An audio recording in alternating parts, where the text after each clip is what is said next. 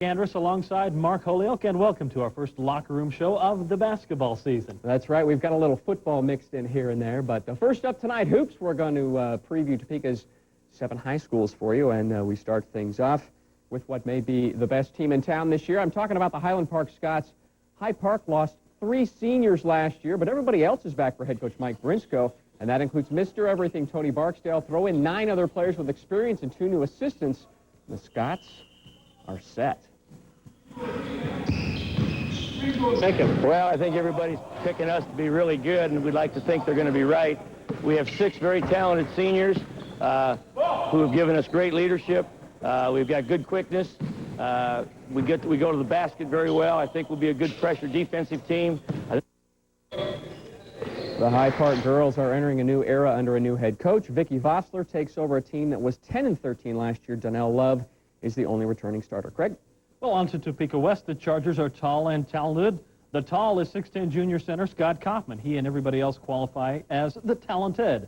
This bunch was 12-9 last year, but they had a rocky start after injuries. And so we were pretty flat in the middle of the year. I thought by the end of the year, though, with the sophomores playing, we were playing very good basketball. I think right now we have a lot of talent. We'll just have to work hard and do well, execute everything real well to achieve our full potential as a team. And Mike Goring is back for his 14th year as head coach of the Lady Chargers. Last year, West was 16-9 overall and finished 4th in the state. They'll be tough again this year because 4 starters are coming back.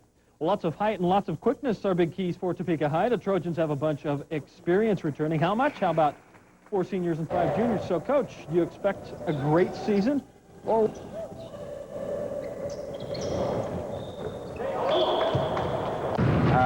you know, who knows? We lost a lot of close games a year ago, mostly because we didn't shoot free throws very well. That's something we've got to correct. So a lot of energy out here, however. We have real good chemistry. We work well on the court, play defense pretty good, and we're good friends off the court too. So we're able to get together off the court and on the court. So that helps out. The Topeka High girls have a new coach. Brenda Soldani takes over as the head coach after serving as an assistant. 2 starters returned for a team that was 11-11 last year. Over at Hayden, 7 seniors are gone and graduated. Now, these Cats will be a small, scrappy squad, but they got a lot of speed.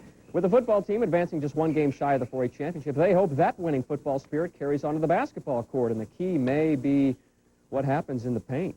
One area that's of a concern, I suppose, that we've got to be successful in somehow is rebounding. We're going to have a very small team. We could easily put 5 kids on the floor that are 6 foot and under. And playing in the Centennial League, that's pretty hard to do. But as for the Lady Cats, Rick Strecker's coming off a 4A state championship. His Hayden group, 23-3 last year. Sarah Shekel and Jennifer Ingroff are returning starters. Craig? Well, let's talk about the team in Vikings so far this year. The school's had a lot of success in football, soccer, and cross country. And a lot of those same kids are now playing basketball. They'll be playing basketball under new head coach Steve Darding. So they're learning a new system now, learning how to play with each other, and more importantly, making adjustments along the way. In many cases, it's tougher on the kids, especially the seniors, because they have a very short period of time to learn what's new. The team camps you can have in the summer really helped. We spent a week last summer. I got to know the kids. They got to know me a little bit, so that really helps things. Hey, there's nowhere to go but up for the Seaman girls. They were snake bit a little at 0-21 last year. Steve Alexander is back for his 3rd season as head coach, and so is just about everybody else. 6 players with starting experience return. Mark? The start of the season may be a week away, but they're already having problems at Washburn Rural. 2 seniors returned for the Junior Blues. 1 is healthy. The other one's got mono. That's not all. Another guy just broke his nose. So head coach Larry Longhopper has a lot of holes to fill, but little experience to do it with. Some experience in games, and I think by Christmas, get 4 games under our belt, I think that we'll have the opportunity to be a pretty decent team. We'll be pretty young. I mean, a lot of people probably don't expect us to be able to go, but I think we'll surprise some people. Look out 6A. This may be the year for the rural girls. 4 players are back from a year ago. They've got all kinds of experience. Last year, Bill Annan's bunch was 16-5. We wrap things up at Shawnee Heights, and if there's one team that wins the preseason We're Starting All Over award, it's the T-Birds. 9 players are gone from last year. Returning starter Jared Brenton is hurt. So at Heights, it's don't worry, be happy.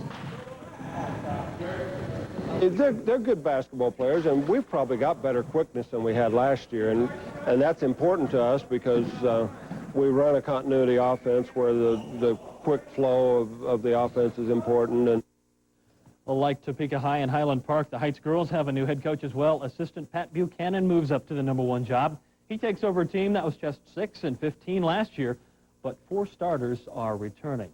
Well, that's it on the high school scene. Straight ahead, we'll talk some college hoops. That's right. We'll do that in a minute and a half, and you can time it.